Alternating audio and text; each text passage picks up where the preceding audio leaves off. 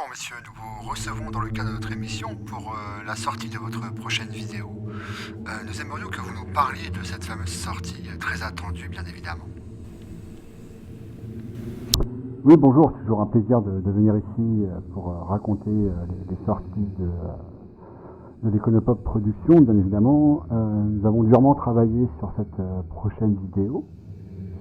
Cette prochaine vidéo est une production audiovisuelle qui va s'intéresser à une autre production audiovisuelle qui elle-même parle de production audiovisuelle dans laquelle se situent d'autres productions audiovisuelles. Très bien, merci beaucoup de nous avoir expliqué en quoi correspond cette future sortie. N'est-ce pas un peu trop de répétition de production audiovisuelle, monsieur ? Pour tout vous dire, je ne sais pas trop, mais peut-être que la production en soi, c'est ni plus ni moins que la répétition de tâches ou d'actions. Et ça s'arrêterait là, en fait. Bien, parfait, maintenant que nous avons appris beaucoup de choses sur cette future sortie, une dernière question pour finir cet entretien. Alors, quel est votre film d'horreur préféré ?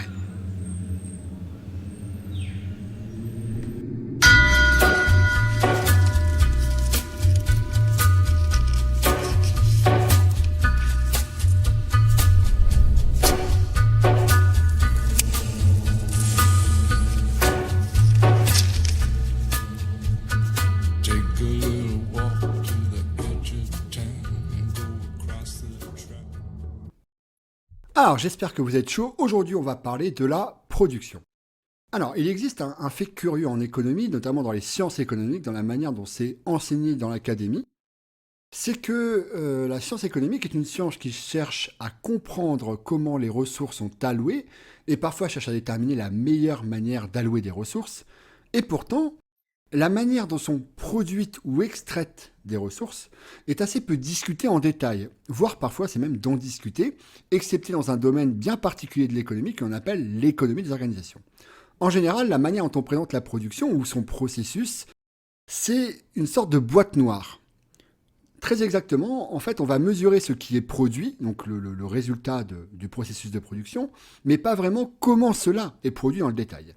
En économie, on va dire qu'il y a des facteurs de production tels que le travail, le capital, les ressources naturelles, qui se combinent les unes aux autres et qui, à la fin de la combinaison, donnent lieu à un produit qui sera vendu sur le marché et qui va permettre à l'entreprise d'obtenir un chiffre d'affaires. Voilà un peu la vision généraliste et globale de la production, et cette vision donne lieu pour le coup à un discours politique bien particulier et bien défini. Hier soir, il y avait une cérémonie dans laquelle il y avait pas mal de chefs d'entreprise au Théâtre des Champs-Élysées où se produisait Emmanuel Macron, le ministre de l'économie. Alors donc vous n'avez pas eu ce qu'il a dit. Il a dit qu'il voulait des chefs d'entreprise un peu plus d'audace, moyennant quoi il allait leur donner un peu plus de liberté. Ça vous inspire quoi ? Ça veut dire que vous n'êtes pas audacieux finalement ? Non, mais je crois, si vous voulez, qu'on revient aux deux problèmes du pays.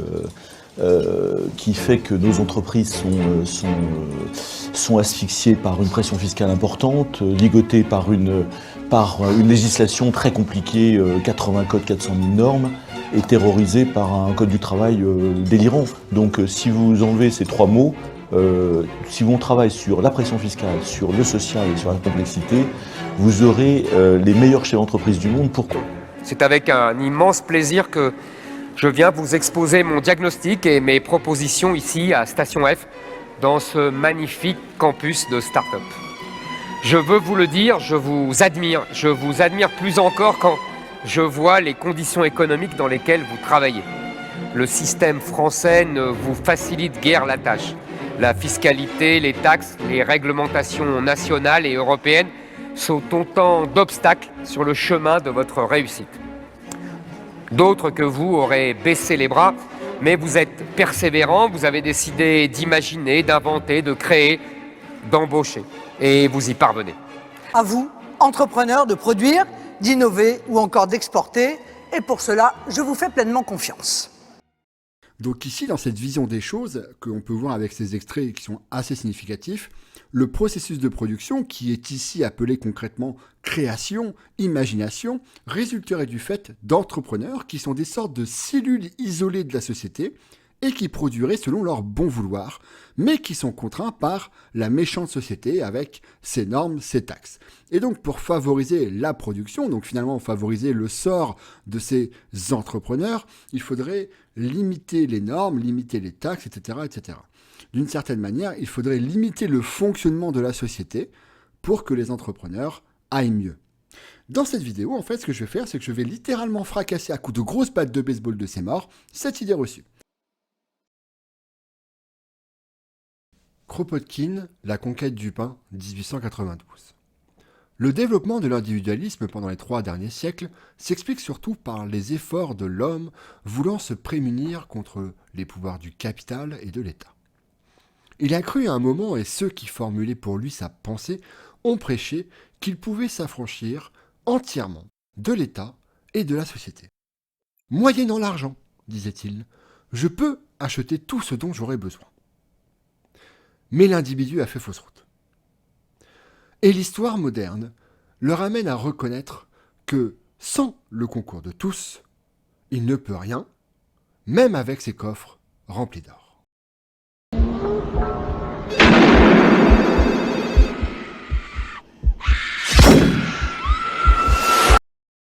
La saga Scream, c'est 5 films, dont une trilogie produite entre 1996 et 2000, un 4e film sorti en 2011, un 5e sorti en 2022, et nous aurons droit cette année, en 2023, à un 6e film. L'histoire de ces films, que je m'apprête à spoiler copieusement dans cette vidéo, c'est que l'on va suivre le personnage de Sidney Prescott, qui, au début du premier film, est une adolescente, et en fait, dans tous les films, elle va être traquée par un ou des mystérieux tueurs qui vont tuer toutes les personnes qui sont autour de Sidney Prescott, pour diverses raisons. Donc ça, c'est le synopsis de l'histoire, c'est, on va dire, l'histoire de base, la couche qui est sur le dessus. Mais bien évidemment, je ne parlerai pas de cette saga si le propos des films s'arrêtait là. En réalité, ces films, dont les 4 premiers ont été réalisés par une et même personne qui est Wes Craven, eh bien ces films, ils parlent ni plus ni moins que de la production, et notamment ici la production cinématographique.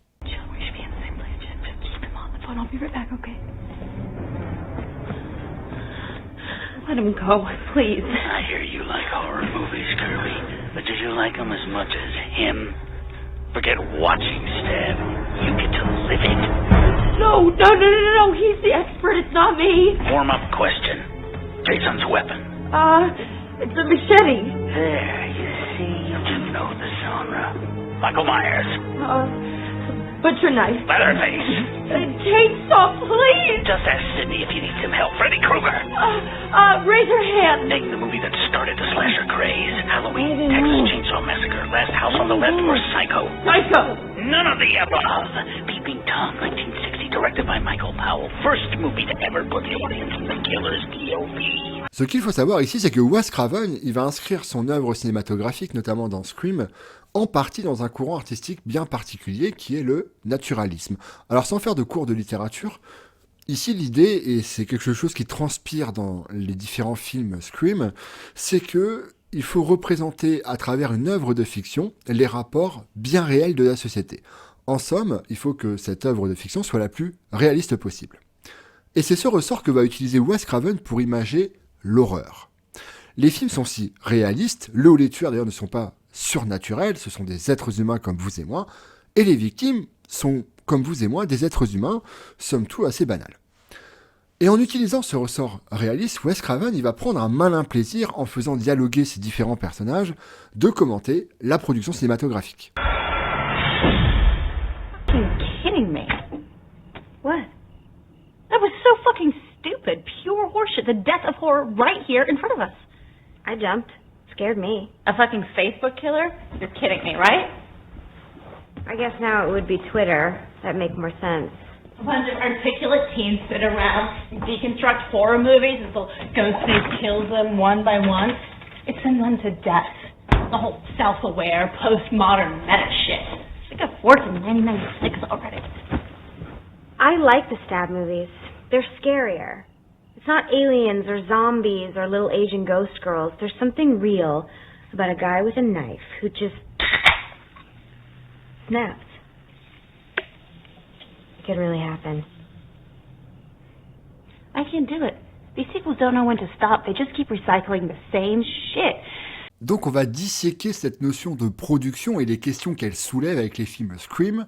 On va voir notamment que le schéma initial que je vous ai présenté pour expliciter le processus de production n'est en soi pas faux, mais il contient des imprécisions qui vont avoir des conséquences tragiques, notamment parmi ces conséquences, c'est le fait que on pense la production de cette manière avec ce second schéma, à savoir que en fait, le processus de production, c'est géré par des entrepreneurs qui décident individuellement des quantités de facteurs de production qu'ils vont devoir utiliser pour, à la fin, décider des quantités de produits qui vont être tout simplement réalisés. Ce serait ignorer jusqu'à quel point tout travail de l'individu est le résultat des travaux antérieurs et présents de la société entière. Entrez dans une mine de charbon et voyez cet homme, posté près de l'immense machine qui fait monter et descendre la cage. Est-ce lui qui rend le plus grand service à la mine ? Est-ce peut-être ce garçon qui lui sonne d'en bas le signal de remonter la cage ? Est-ce le mineur qui, à chaque instant, risque sa vie au fond du puits et qui sera un jour tué par le grisou ? Ou encore l'ingénieur qui perdrait la couche de charbon et ferait creuser dans la pierre à une simple erreur d'addition dans ses calculs ? Ou bien, enfin, le propriétaire qui a engagé tout son patrimoine et qui a peut-être dit « Creusez ici, vous trouverez un charbon excellent ». Mais le charbon qu'ils auront extrait est-il leur œuvre ? N'est-il pas aussi l'œuvre de ces hommes qui ont bâti le chemin de fer menant à la mine et les routes qui rayonnent de toutes ces stations ? N'est-il pas l'œuvre de ceux qui ont labouré et ensemencé les champs, extrait le fer, coupé le bois dans la forêt, bâti les machines qui brûleront le charbon, et ainsi de suite ?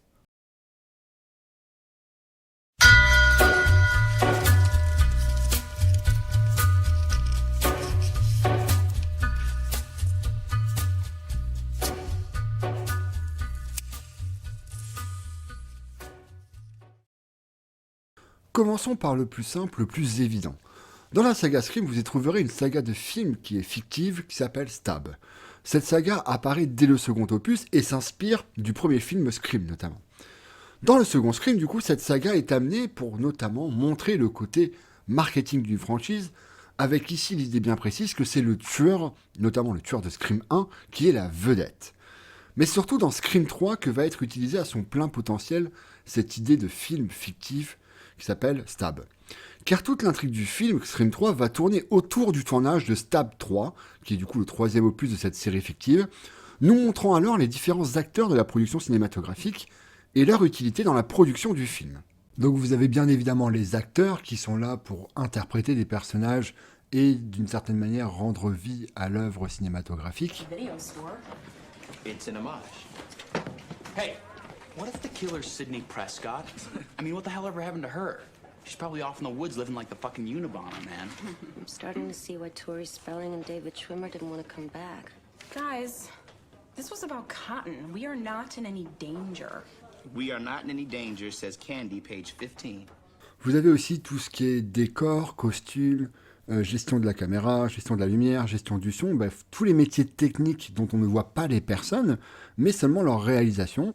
Un peu comme notre réalité finalement, et c'est d'ailleurs par exemple ce qu'on appelle au théâtre les petites mains, mais pas qu'au théâtre, dans tous les métiers, sont toutes les personnes qui font des choses techniques, mais qui ne sont jamais mises au devant de la scène.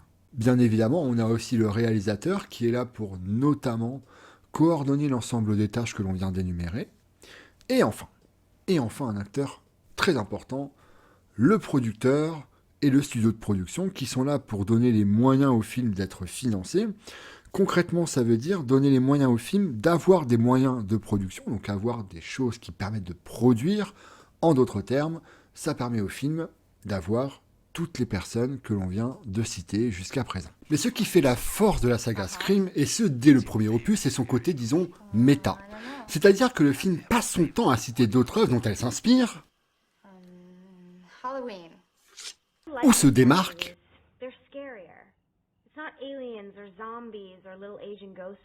mais ce qui est sûr, c'est que les films Scream vont jouer avec les codes des précédents films d'horreur et surtout des précédents slashers. À tel point que lors du film Scream 1, proche du bouquet final, l'ambiance du film Scream devient l'ambiance du film Halloween, comme on peut le voir dans cet extrait.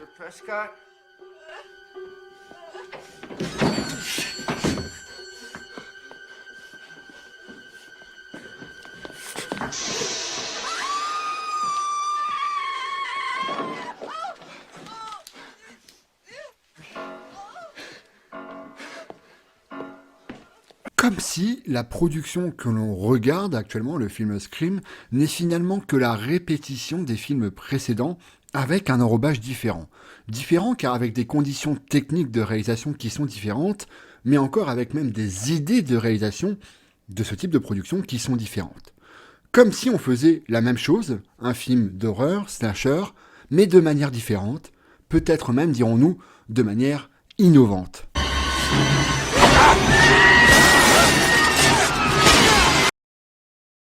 Ce qui nous indique ici qu'en plus d'avoir un ensemble de tâches complémentaires réalisées par différentes personnes à un instant T, les acteurs qui jouent, le personnel technique qui réalise les idées notamment des réalisateurs, les metteurs en scène qui vont coordonner l'ensemble des tâches, le tout étant financé par un producteur et un studio de production. Donc, en plus de cette complémentarité à un instant T, nous avons des productions qui sont complémentaires dans le temps.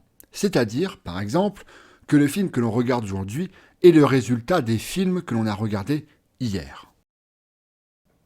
En somme, nous nous écartons alors de cette idée que la production est le fruit d'une seule personne à un moment T. La production est plutôt un processus continu, qui ne s'arrête pas.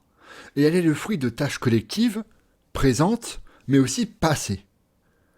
Et pourtant, malgré tout, nous avons tendance à donner le crédit de la production à une seule personne, un seul acteur précis, que l'on appelle l'entrepreneur. Quand on est entrepreneur, c'est pas être un grand patron, être un entrepreneur. Ce sont des gens qui sont à chaque fois partis de rien. Ce sont des gens qui travaillent beaucoup. Ils ne s'arrêtent pas le soir et ils s'arrêtent rarement le week-end. Et ce sont des gens qui mettent leur vie, parfois familiale, leur bien propre, à risque. Et si la société bourgeoise dépérait? Si nous sommes aujourd'hui dans un cul-de-sac, dont nous ne pouvons sortir sans porter la torche et la hache sur les institutions du passé. C'est précisément faute d'avoir trop compté. C'est faute de nous être laissés entraîner à ne donner que pour recevoir. C'est pour avoir voulu faire de la société une compagnie commerciale basée sur le doigt et avoir.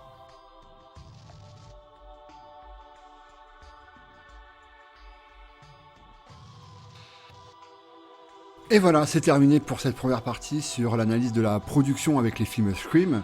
Alors cette partie, du coup, pour résumer vite fait, elle avait pour but de montrer qu'il y a un antagonisme qui existe dans l'analyse de la production, avec deux visions qui s'affrontent, une vision plutôt individualiste, qui est la vision, on va dire, dominante dans la société. Cette vision, elle va supposer notamment que la production, c'est le fruit d'efforts individuels, et c'est notamment en partie incarné par la figure de l'entrepreneur. Puis on a une vision collective qui, elle, suppose que la production est un processus continu, qui n'a pas vraiment de début ni de fin, et qui est le fruit d'efforts collectifs dans le temps et au présent, à différents lieux. Dans la seconde partie de ce thème, donc du coup sur la production, avec les films Scream, je vais aborder les conséquences pratiques de ces visions. Car en effet, si on suppose que la production, c'est le fruit d'un effort individuel du mythe de l'entrepreneur, il n'y a alors aucun problème à penser que la rétribution de la production, c'est-à-dire la rémunération, sera individuelle. Comme ce que l'on connaît très bien avec le salaire pour les salariés et aussi les dividendes pour les actionnaires. Actionnaires qui, je rappelle, dans notre société, sont tout simplement les personnes qui détiennent les moyens de production. Ça revient d'ailleurs à analyser les actionnaires comme analyser les producteurs dans l'industrie du cinéma. Cependant, si la production, c'est un processus de tâches complémentaires et continues, que l'on ne peut pas distinguer ce qu'apporte une personne d'une autre à la production de toute chose, alors on peut se demander s'il est vraiment cohérent de rémunérer individuellement tout un chacun. De cette question, beaucoup d'autres vont se poser. Finalement, à qui appartiennent les marchandises qui sont le fruit du processus de production? Pourquoi? Parce que vu que tout le monde participe d'une certaine manière à la création de ces marchandises, est-ce qu'on peut individualiser l'appartenance d'une marchandise? Deuxième point, finalement, à qui appartiennent les moyens de production? Vu que tout le monde participe à ce processus de production, et que d'une certaine manière, tout le monde crée les moyens de production. Et enfin, j'en reviens du coup à mon premier schéma, dont je disais qu'il n'est pas faux en soi, mais qu'il fait une sévère omission. Cette omission est la suivante finalement. La question que l'on ne se pose pas ici, c'est d'où vient la richesse individuelle? Donc d'où viennent les capacités des entrepreneurs, ou dans l'industrie du cinéma, les capacités des producteurs et des studios de production, à payer les autres agents pour produire. Sur ce, j'en ai fini. Merci beaucoup d'avoir regardé cette vidéo jusqu'au bout. Si ça vous a plu, n'hésitez pas à la partager. N'hésitez pas aussi à commenter parce que bien évidemment, là, je viens d'ouvrir un peu la boîte de Pandore. Et vous allez voir que dans la deuxième vidéo, ce sera encore pire. On va aller encore beaucoup plus loin dans l'analyse critique de la production. Donc voilà, écoutez, si ça vous a plu, merci à vous, et puis à la prochaine du coup, donc la prochaine sera la deuxième partie de cette vidéo. Merci beaucoup et portez-vous bien.